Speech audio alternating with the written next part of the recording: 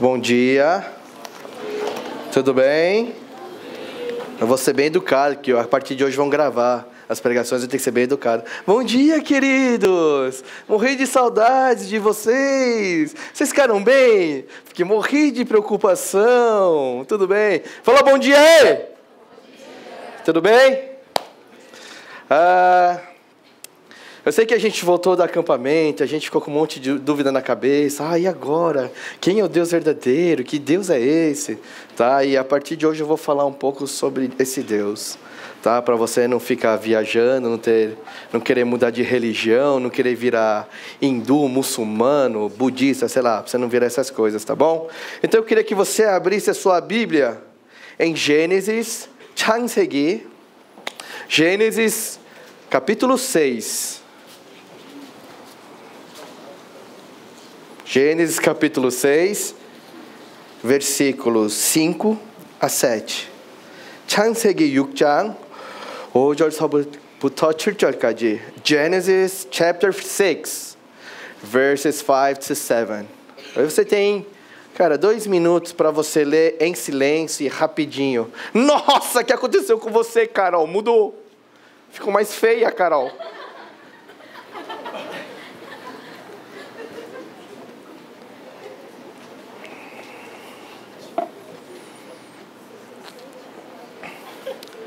Gênesis 6, capítulo 6, versículos 5 a 7. É bem curtinho, é parte de uma passagem que é bem famosa. Genesis chapter 6, verses 5 to 7.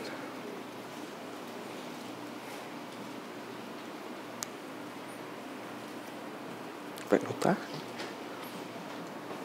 A lição de casa? Já? Já leram aqui? Já leu? Já leu? 읽었어 벌써? 진짜? 진짜? 시계 찾았어? 그놈의 시계 때문에. Vamos lá, a Bíblia nos diz assim nessa manhã: o Senhor viu que a perversidade do homem tinha aumentado na terra, e que toda a inclinação dos seus pensamentos, do seu coração, era sempre e somente para o mal.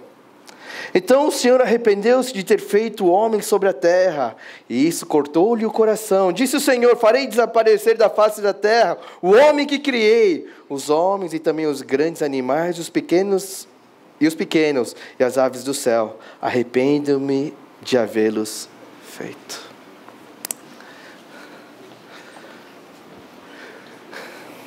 Depois que o homem pecou e teve a queda, esse é o próximo passo do homem.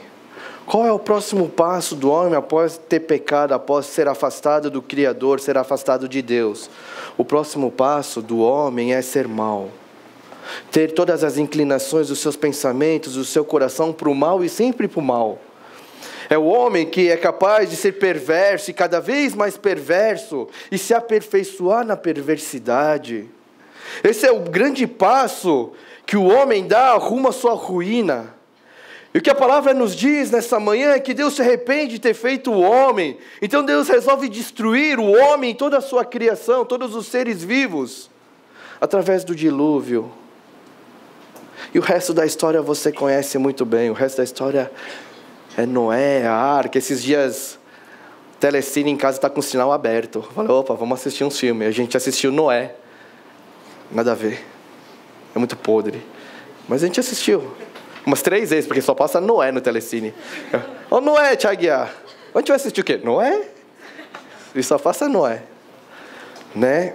E você conhece a história de Noé, o que aconteceu com todas as pessoas, com seres vivos, o que acontece com a família de Noé. E a grande questão que eu queria falar com vocês nessa manhã é que esse pequeno trecho que a gente lê hoje, essa pequena passagem que diz que Deus se arrependeu, muitas vezes é uma das passagens mais usadas por aqueles que dizem que Deus não existe. Por aqueles que afirmam e dizem que Deus é mau, Deus é cruel, Deus não está nem aí com a humanidade, Deus desencanou dos homens, porque Deus não está nem aí. Então essas pessoas pegam esses versículos e dizem, olha, o Deus de vocês não existe. E se Ele existe, Ele não é amor. Não é isso que vocês pregam, vocês estão errados. Mas o grande problema de tudo isso acontecer, o grande erro disso acontecer é porque o mundo tem uma ideia errada de Deus. O mundo sempre, na sua história, teve uns caras que eram muito loucos. E em 140 depois de Cristo, surge um cara chamado Marcião. Marcião era um cara rico, um comerciante rico, dono de navios mercantis. E Marcião um dia se converte. E a teologia que Marcião escreve foi considerada heresia, tá? Mas o que Marcião escreve é o seguinte: que o Deus do Antigo Testamento não é o mesmo do Novo Testamento. Porque o Deus do Antigo Testamento, ele é cruel. O Deus do Antigo Testamento, ele é sanguinário, ele é insaciável, ele é egocêntrico, ele é louco. Mas o Deus do Novo Testamento é um Deus de amor, é um Deus de paz. E Marcião diz que não é possível ser o mesmo Deus. E ele fala, olha, não é o mesmo Deus, é um outro Deus, vocês estão enganados. E a pergunta é, por que as pessoas sempre têm essas ideias erradas sobre Deus? Por que pessoas que não acreditam em Deus, ou por que pessoas, até mesmo nós, temos ideias erradas de Deus? É como se a gente pegasse alguns versículos da Bíblia, tipo Gênesis 22, alguns capítulos. Gênesis 22 fala do sacrifício de Isaac. É como se a gente pegasse Gênesis 22 e falasse, nossa, Deus gosta de sacrifício humano, cara. Deus é sádico. Deus gosta de sacrifício humano. Que Deus é esse? Ou um Deus que parece não estar nem aí com as pessoas ou com uma nação. 1 Samuel 15, Saul e os amalequitas, que Deus ordenou, vai lá nos amalequitas, mata todo mundo. Idoso, homem, mulher, criança, recém-nascido, mata todo mundo. E a gente olha e fala, meu Deus, Deus sanguinário. Que Deus é esse? Que Deus é esse? E às vezes, mesmo na devocional que a gente está fazendo em Daniel, cara, devocional em Daniel é uma coisa muito louca. E se você parar para pensar, e se você isolar essa passagem de Daniel, principalmente essa que fala de Nabucodonosor, que Nabucodonosor estava no terraço do seu palácio, e ele estava olhando, e ele viu tudo aquilo que ele construiu, tudo aquilo que ele conquistou, o tamanho da sua terra, todas as fortalezas, tudo aquilo, e Nabucodonosor diz assim, cara, I am the man, eu sou o cara, eu sou o cara. E o que acontece é que na mesma hora, Nabucodonosor é sentenciado a virar um bicho do mato. Ele fica lá 7 tempos, a Bíblia nos diz, comendo capim, fica lá, perde a sua capacidade de pensar e todas essas coisas. Por quê? Porque Nabucodonosor, cara, ele se autoglorificou. E a grande questão é que essas pessoas que, ou nós mesmos, às vezes a gente pode parar e pensar e dizer, meu, Deus é muito egocêntrico. Cara, que Deus narcisista. Tem que ser tudo para Ele. É tudo dele. Ele é o bonzão. Cara, Deus, meu Deus, cara, mó sem noção. Tudo é Ele. Toda a glória é para Ele. Só quer tudo para Ele, é tudo Ele. Pois bem, eu queria fazer um parênteses aqui para te dizer uma coisa nessa manhã. E que eu quero que você guarde isso para o resto da sua vida. Graças a Deus que Ele é egocêntrico e narcisista.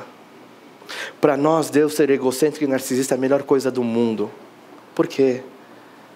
Porque Deus não encontra nada, nem acima, nem abaixo da criação, que é maior do que Ele, que é mais poderoso, que é melhor, que merece toda a honra e toda a glória. Mesmo Deus não encontra. Então, quem que é? É Ele mesmo. Porque a partir do momento que se Deus olha para uma coisa e diz, nossa, olha, meu, tem que glorificar esse cara. A partir do momento que se Deus faz isso, nós mesmos temos que começar a glorificar essa coisa ou esse alguém, e não o próprio Deus. Então, para nós e para você, cara, graças a Deus, Deus é narcisista, Deus é egoísta, porque não há nada maior, melhor, grandioso, poderoso do que Ele.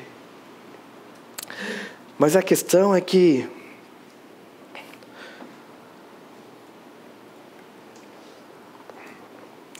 o que acontece?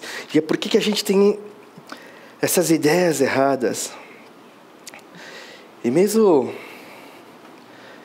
esse capítulo que a gente lê, essa passagem que a gente leu hoje, de que Deus se arrepende de ter feito o homem, se a gente olhar só para essa passagem, a gente vai ver que, nossa, Deus errou. Mas o grande problema não é isso. Sabe qual é o grande problema de nós termos as ideias erradas sobre Deus? É porque nós, e assim é como essas pessoas, a gente tem a mania de pegar uma parte da Bíblia, um versículo, uma passagem, e isolar e falar, Deus é isso. E depois a gente pega uma outra passagem, a gente pega e fala, meu Deus é isso. E a gente não consegue dizer e ver o que Deus é. Porque toda hora a gente fica pegando as passagens e fica falando e fica julgando e fica definindo Deus pela passagem que nós lemos.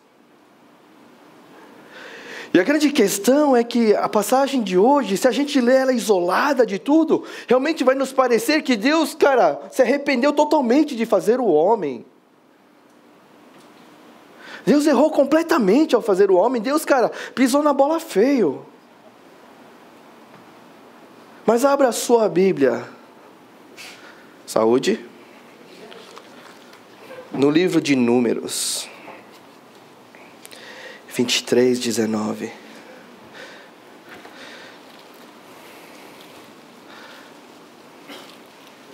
Números 23:19, só a primeira parte, tá?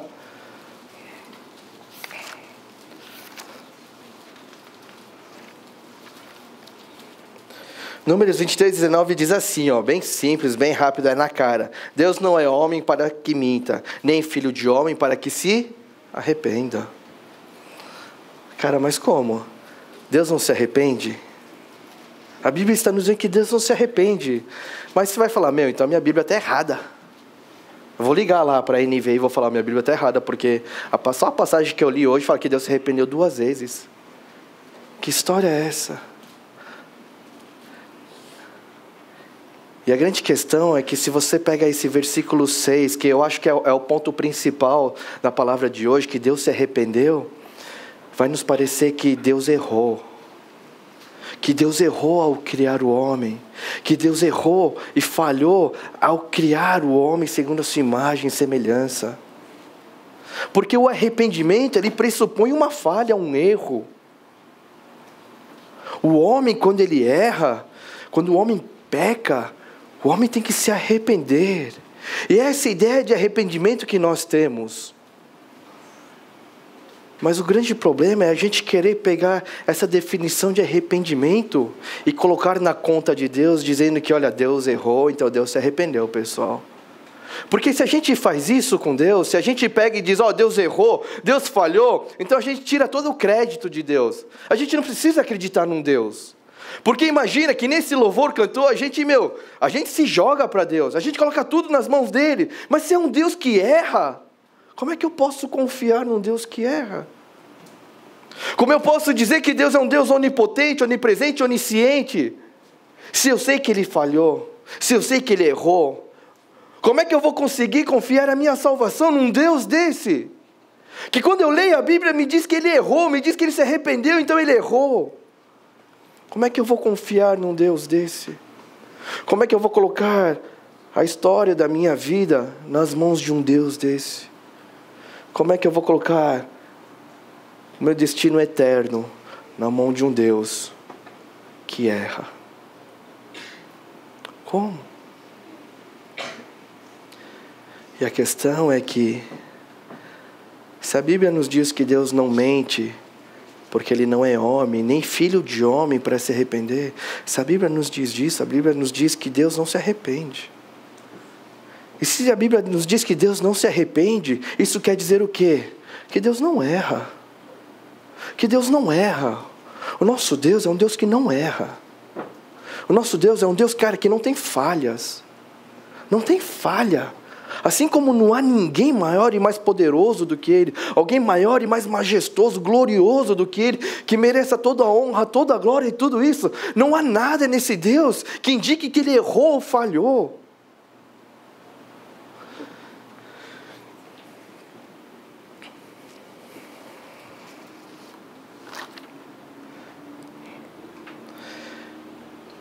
Mas se talvez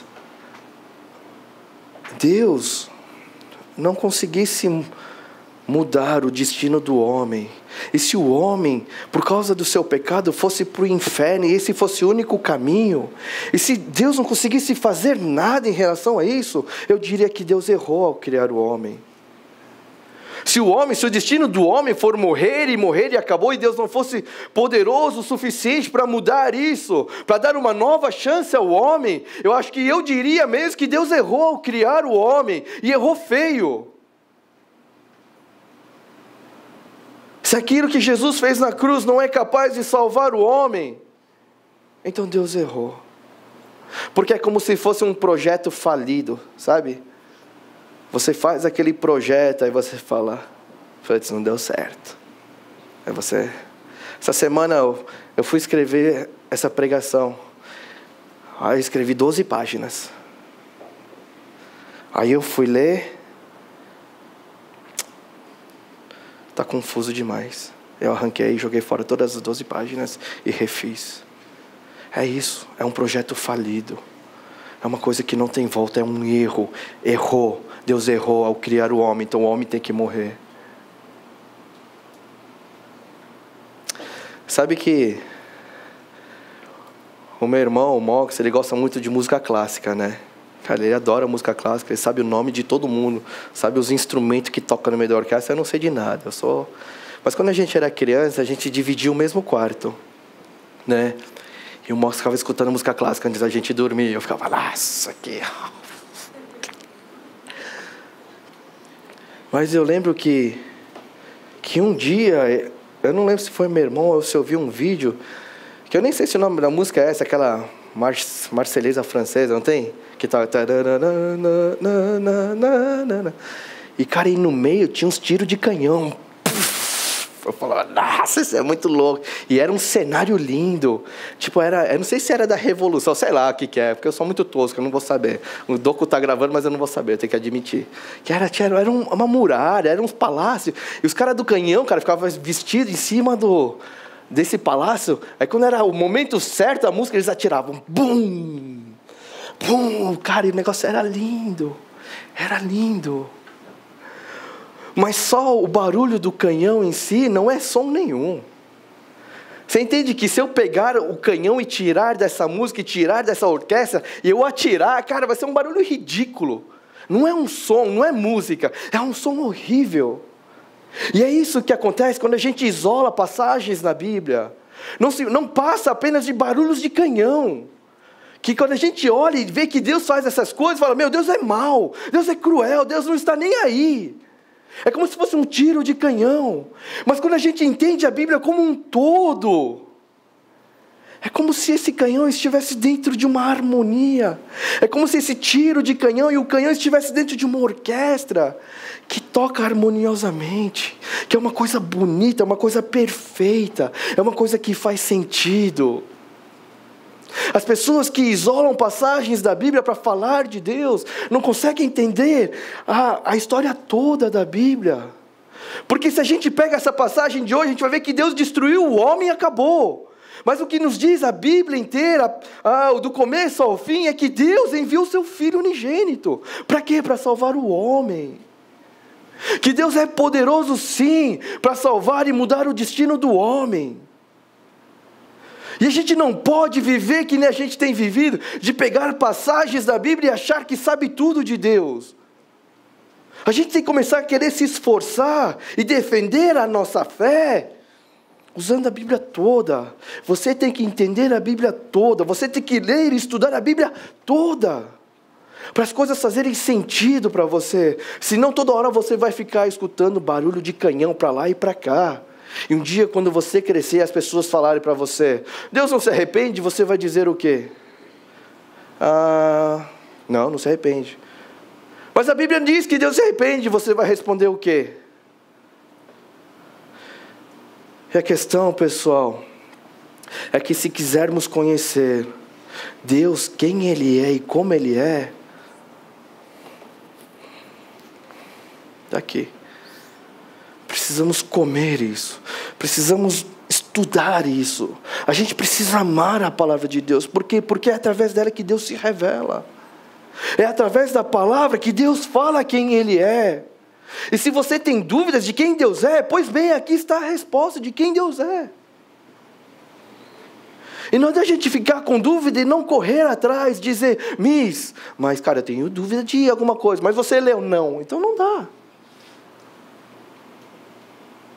E a gente não pode pegar passagens isoladas e dizer, vou abrir aqui qualquer versículo. Então Jó respondeu, sei que pode fazer todas as coisas, nenhum dos seus planos será frustrado. Então Deus pode fazer tudo. Amém, irmãos, nossa, amor espiritual. Eu pego uma passagem da Bíblia e falo, Deus, é isso. Estou atirando bala de canhão para todo lado. Mas eu preciso entender a Bíblia como um todo. Como uma orquestra, que tem um monte de músico, que tem uma partitura só. A coisa louca da orquestra é que tem um monte de instrumento, mas existe uma partitura só, e que todos seguem essa partitura. É por isso que o negócio fica lindo. É por isso que a música sai maravilhosa. É por isso que no meio disso dá para colocar uns canhões que atiram, cara, e fazem um som que é bonito. É porque precisamos conhecer a Bíblia. Você precisa querer conhecer a Bíblia. O que Deus é, o que Deus faz, está aqui, ó. Está aqui. Está aqui.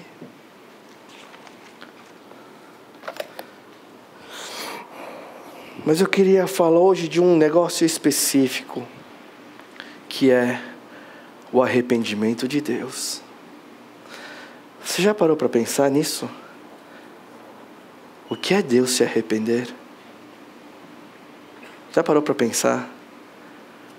Que coisa que a gente lê e passa batida e a gente não está nem aí. A gente lê e arrependeu-se o Senhor haver feito o homem. Ah, tá bom. E acabou. A gente não se importa. Como é que eu posso ler que Deus se arrependeu e ficar tranquilo? Como eu posso dizer que Deus se arrependeu, ou seja, Ele errou, e eu disser, tudo bem. E passar batido e não querer ver o que está por trás de tudo isso. E não venha me dizer, mas você tem uns livros, você tem umas Bíblias especiais. Eu não tenho Bíblia especial. Eu não tenho, não. Mas a minha pergunta é, voltando um pouco, que se a Bíblia nos diz que Deus não se arrepende, então quer dizer que Ele não? Se Deus não se arrepende, Ele não erra. E se Deus não erra, criar o homem foi um erro ou não? Quando Deus criou o homem, foi um erro ou não ele ter criado o homem? O homem era um projeto falido de Deus? Sim ou não? Criar o homem, Deus não errou ao criar o homem. Criar o homem, a humanidade, não foi uma falha de Deus. E a minha pergunta é, se criar o homem não é uma falha, do que Deus se arrepende? Não tem sentido dizer que Deus se arrependeu ao criar o homem, mas criar o homem, o ato em si, não é um erro. Então do que Deus se arrepende? Deus vai se arrepender do quê? De que erro? Qual é o erro? Como Deus se arrepende se Ele não errou? Como Deus se arrepende se Ele não peca? E qual é a ideia então de que Deus se arrependeu? Qual é a ideia de dizer que Deus voltou atrás? Qual é a ideia que o texto quer nos dizer, que a Bíblia quer nos dizer quando ela diz que Deus se arrepende? Que não é o mesmo arrependimento do homem, que não é o mesmo arrependimento que eu e você nós temos que ter quando nós pecamos e erramos. Deus não erra, portanto o seu arrependimento não é igual ao nosso. Eu nem diria que é um arrependimento. Não dá para a gente ler a Bíblia e falar, Deus errou, acabou. Dizer que Deus errou, amigo, então você está no caminho errado. Dizer que Deus errou, é dizer que você que é a imagem e semelhança de Deus, você não é perfeito. Se Deus tivesse errado ao criar o homem, Deus não diria, é bom. Se Deus tivesse errado quando criou a humanidade, toda a criação, todo o cenário Ele montou, e Ele parou para olhar, Deus não diria, é bom. Deus diria, errei, vou fazer de novo. É isso que Deus faria. Mas mesmo a criação que sofreu os danos, mesmo o homem que pecou, não foram erros de Deus, pessoal. E a questão é então, o que a Bíblia quer nos dizer com esse... E arrependeu-se o Senhor. Pois bem, no original em hebraico, esse verbo que traduziram como arrepender-se é o verbo nahem. Nahem significa um monte de coisa, na verdade. Dependendo do contexto que ele está inserido, ele, cara, pode significar ele se entristeceu, ele enfraqueceu, se consolou, mudou de ideia, se arrependeu mesmo. Ele tem essas ideias, sim. É como, sabe, quando Deus manda Jonas para Nínive. Não tem? Vocês lembram da história de Jonas? Quando Jonas vai para Nínive, Jonas anda na cidade por 3 dias, ele anuncia, Deus vai detonar a cidade de vocês. A cidade de vocês vai ser destruída. Só com essas palavras a cidade inteira se converte. Capítulo 3. E desde o rei até lá embaixo, os caras põem saco de pano no chão, jogam cinza e começam a clamar a Deus. Em Jonas 3:10, Deus diz, está escrito assim, e Deus arrependeu-se. É o mesmo verbo, nahem, que está lá. Mas o que é esse arrependeu de Deus nessa hora? Não é que Deus, como eu sou mal, não. Deus simplesmente mudou de ideia. Deus mudou de ideia. Olha, eu mudei de ideia. Era isso? Eles fizeram isso? Então demorou, mudei de ideia. É simplesmente isso. Não é que Deus fica se remoendo. É Deus que nem homem, errei, nossa, fiz besteira. Nossa, como é que eu pude pensar nisso? Não. Deus só muda de ideia. É só isso, é bem tranquilo. O que parece nos dizer a passagem do versículo 6, então arrependeu-se o Senhor de ter feito a humanidade, parece nos dizer o seguinte, que Deus, Ele se entristece profundamente em ver a situação em que o homem chegou, por causa da sua maldade e perversidade, e isto cortou-lhe o coração. O verbo arrependi. Por que será que eu fiquei pensando, por que será que o cara que traduziu a Bíblia, ele colocou arrepender-se? Por que ele não colocou entristeceu? Por causa do contexto. Por causa do contexto. Não dá para dizer que Deus entristeceu-se e por isso ele mandou o dilúvio. Mas parece que Deus é louco. Fala, nossa, que Deus, mano. Mó emocional, emotivo, parece mulher. Sabe? Ai, tô triste. Cala a boca. Entendeu? Não é isso. Mas colocar arrependeu-se é manter o contexto e mostrar a força do sentimento de Deus. A força da palavra, arrependeu-se Deus. Não dá para colocar entristeceu-se. Consolou-se Deus com a ideia de trazê-lo o dilúvio e matar todo mundo. É loucura.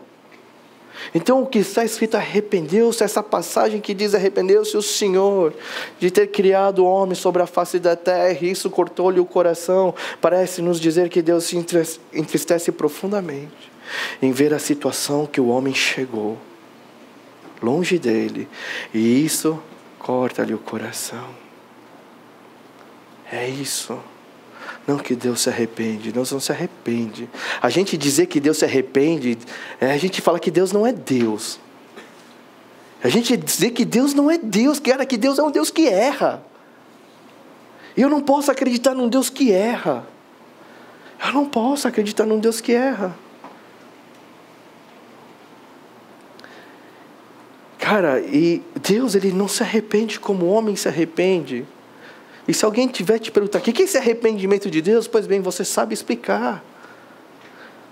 Deus não é que nem o homem se arrepende. Cara, essa semana eu me arrependi profundamente de uma coisa. Eu e minha esposa, que linda, tá lá. Não precisa gravar ela não, Doco. Me arrependi do quê? Eu fui assistir Bob Esponja com as minhas filhas. Nossa. Começou o filme. O que eu estou fazendo aqui? Deu 10 minutos, eu falei, nossa, não vai acabar nunca esse filme, pelo amor de Deus, Bob Esponja vai pro inferno. Cara, e o filme parece que teve 5 horas. O filme tem 1 hora. Mas parece que eu fiquei 5 horas lá dentro. Ainda bem que tinha óculos 3D. Cara, que eu falava, nossa, dá para dormir. Não dá nem para dormir, por causa da voz daquele ser horrível. Isso é arrependimento. Sabe quando você, errei, não devia ter vindo. Esse é o arrependimento do homem. Mas Deus não diz, ai, não devia ter feito. Deus fez. Deus fez e disse, é muito bom. E a próxima pergunta que a gente pode fazer, além do que a gente já fez, a próxima pergunta é, beleza, então, Deus não errou ao fazer o homem. Então por que Deus destrói tudo? E por que Deus destrói tudo? Se não é um erro, se não foi uma falha, por que Deus destruiu? Deus não destrói tudo. Versículo 8 diz que a Noé o Senhor mostrou benevolência. Deus diz que não é um projeto falido. Há esperança. Noé. E a partir de Noé ele repovoa toda a terra. Mas o homem tem a sua inclinação sempre voltada para o mal e para o pecado. Aí Deus envia Jesus, que é poderoso para nos salvar. O homem não é um projeto falido de Deus. Você não é um projeto falido de Deus, de um Deus que erra, de um Deus que é falho. Não, Deus não erra, Deus não é falho, Deus não se arrepende, como nós nos arrependemos. Sabe no Antigo Testamento, quando tem os profetas? Quando tem os profetas, é o seguinte, Deus chama o profeta para avisar o povo. Olha, povo, vocês estão idolatrando, vocês estão, cara, pisando na bola. Quer saber? Fala para eles o seguinte, se eles continuarem, eu vou vir, cara, eu vou acabar com todo mundo. Aí o profeta vai lá e ele fala, olha, Deus falou isso, isso, isso. Aí o povo se arrepende, o que Deus faz? Deus muda de ideia. E Deus não traz a desgraça, e Deus não traz nada disso. Mas no final, no último livro da Bíblia, que é o Apocalipse, não existe isso. Apocalipse é uma coisa fechada, é o que vai acontecer. Na Bíblia é o começo e o fim da humanidade, o começo e o fim de toda a história. Em Apocalipse não existe esse negócio que se o homem se converter, Deus o mundo não vai acabar. Não, o mundo vai acabar. Está lá. Está lá. Não existe esse negócio, o homem vai se arrepender e aí tudo vai virar a florzinha, sei lá, do Bob Esponja. Não vai virar. O que está escrito é o que vai acontecer. E sabe o que é melhor, o que prova que o plano de Deus para o homem não é um projeto falido de Deus, é que o homem vai estar lá. É que o homem vai estar lá, como? Assim como foi na criação. Quando descer os novos céus e a nova terra, o homem vai estar lá, não como o homem, mas assim como deveria ter sido, o homem com o corpo glorificado, o homem que vê Deus, o homem que ouve Deus, o homem que está se relacionando com Deus o tempo todo. É assim que nós dizemos às pessoas que diz que Deus é falho, que Deus é cruel, que Deus não é falho, Deus não é cruel, porque no final das contas, Deus salva o homem. Quando as pessoas te disserem, pegarem passagens isoladas da Bíblia e dizer, mas o que diz isso? Eu peço que você saiba responder, não, mas em outras passagens na Bíblia toda Deus diz isso, isso e isso. Isso é defesa da sua fé. Isso é defesa de Deus. Não que Deus precise de alguém para defendê-lo, mas isso é defesa da sua fé. É para você poder responder a essas pessoas e não cair na armadilha delas. E além do mais, é uma chance de você conversar com as pessoas e mostrar que a Bíblia não é uma coisa de gente fanática, que é tudo emocional, só arrepiozinho no acampamento, não é isso. Mas que é coisa de gente que pensa, que medita, que estuda. É isso. O Deus que nós cremos é esse Deus todo-poderoso, onipotente, onisciente, onipresente, que não erra, que não é como o homem para se arrepender, mas que é Deus. É esse Deus. É esse Deus que a orquestra toda nos diz que Ele é. Quando as pessoas virem com um barulho de canhão para você, mostre a orquestra e diga, a orquestra toca assim, meu amigo, a partitura é essa. O canhão que você está me mostrando faz parte da orquestra. E a partitura que todos têm que seguir, essa é a partitura da nossa orquestra. É a partir daqui que nós temos que começar a andar. Você quer conhecer o Deus que você precisa adorar depois que tirou os ídolos? Aqui estão. Aqui está. Quer conhecer Deus de verdade? Leia a Bíblia. Leia a Bíblia. Quer saber quem Deus é? Quer saber defender a sua fé? Leia a Bíblia. Está aqui. Mas tem umas coisas complicadas. Pois bem, tem coisa complicada. Por isso que a gente tem a tia Renata para explicar. Sabe, você tem os professores. Se vocês vierem conversar com a gente, falar, eu tenho dúvida, a gente vai tentar te responder. Porque os professores leram a Bíblia completa umas 10 vezes cada um. Certo, professores? Viu? Eles leram, eles são muito humildes para levantar a mão. Mas a gente precisa ler, pessoal. É aqui que a gente aprende quem Deus é. É aqui que está como toca a orquestra.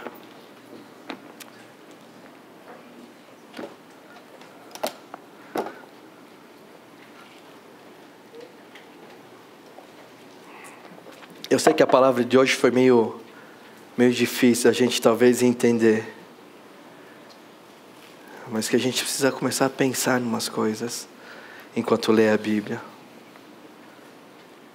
Eu queria que você pudesse se levantar para a gente fazer uma oração a esse Deus em quem a gente pode dizer que Ele é todo glorioso, ao Deus que a gente pode entregar toda a nossa vida e dizer, você é Deus, você é o Deus que não erra, você é o Deus todo glorioso. Então, eu queria que a gente pudesse levantar dos nossos lugares. Acorda o Vini aí, Félix. Aí.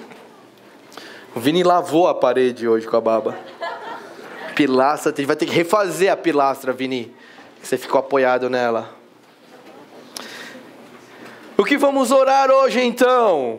Não é simples o que a gente vai orar hoje. Não é simples como das outras vezes.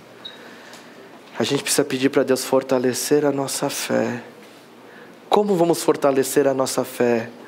Além de que Deus nos prove e Deus nos molde. Além da palavra. É além da palavra que fortalecemos a nossa fé. É ouvindo da palavra. É comendo e bebendo da palavra. É assim que nós fortalecemos a nossa fé nesse Deus incrível. O Deus que muitos tentam destruir, tentam negar, e tentam dizer que esse Deus erra. Mas você que ouviu a palavra hoje, viu que Deus não erra. Que esse arrependimento que a Bíblia nos diz é uma outra coisa completamente diferente, e também está ligado ao amor, a nos amar, a nos salvar. Então o que vamos pedir a Deus é fome e sede em ler a palavra. Fome e sede em conhecer quem Ele é de verdade. Fome e sede de entender a palavra de Deus. É por isso que vamos orar hoje. É por isso que vamos orar. E por que você pode pedir isso a Deus?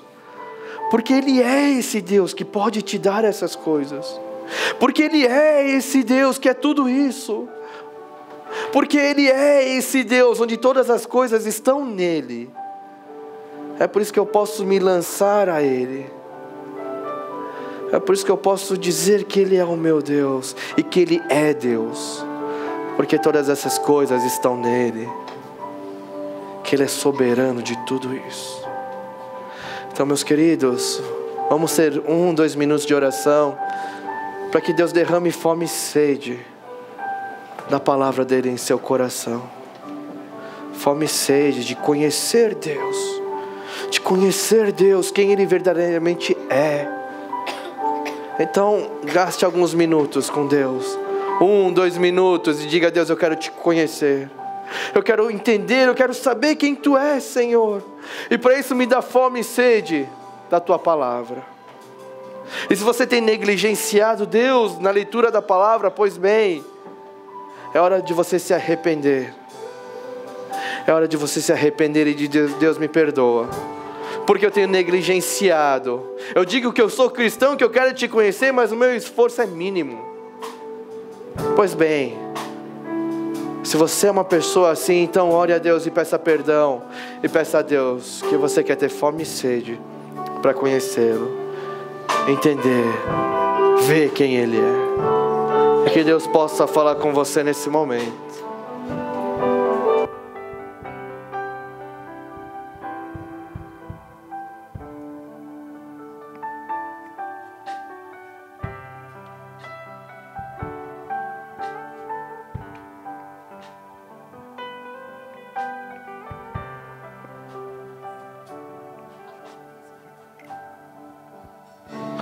E você pode orar para esse Deus, porque é nele onde reside o amor.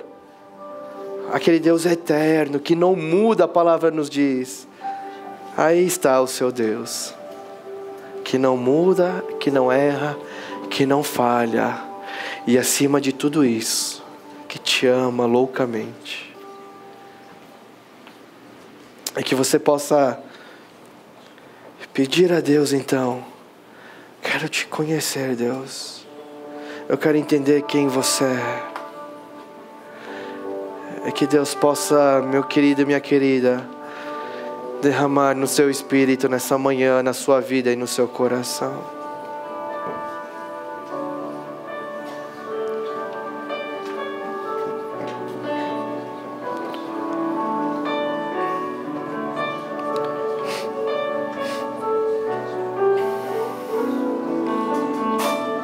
As ideias erradas que temos de Deus só podem ser combatidas com a verdade que sabemos de Deus. Esse é o ponto, pessoal. É aí. Vamos começar por aí. Que a verdade está na sua palavra. Vamos começar daí. Eu te desafio a começar daí. Mais uma vez a sua vida com Deus. Pela palavra. De conhecer quem Deus é. Por aí, por esse ponto de partida. Fome e sede da palavra. A palavra toda, a orquestra toda, a partitura, tudo. Eu te desafio a querer conhecer Deus assim.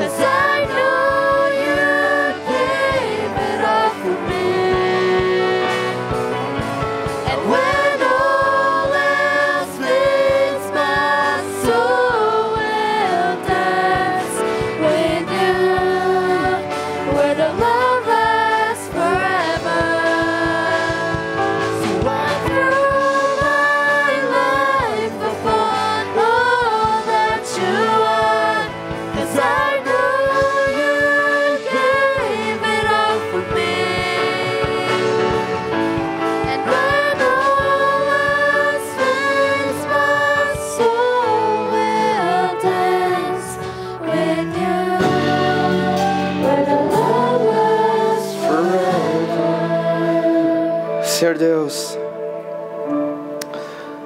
mais uma vez obrigado, porque o Senhor é Deus. E porque o Senhor não erra, e o Senhor não se arrepende, o Senhor não falha. E é por isso que podemos depositar as nossas vidas nas suas mãos, confiando nesse Deus tão poderoso, tão misericordioso, tão amoroso.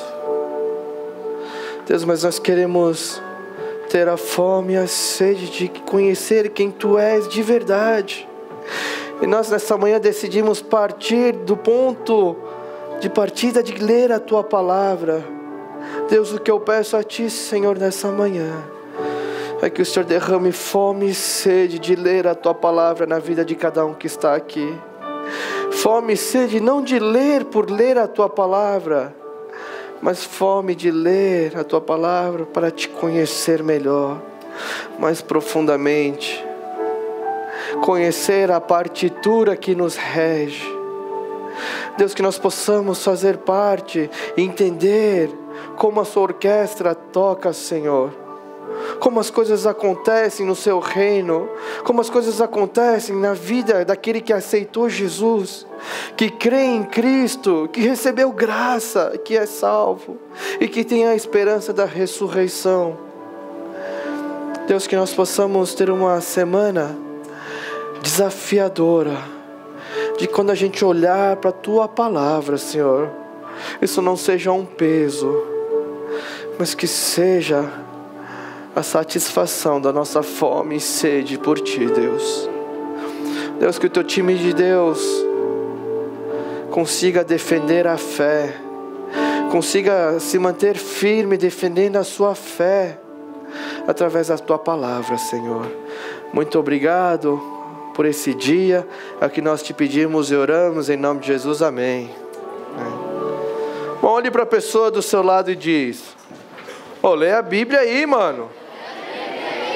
Por favor, vamos ler, hein?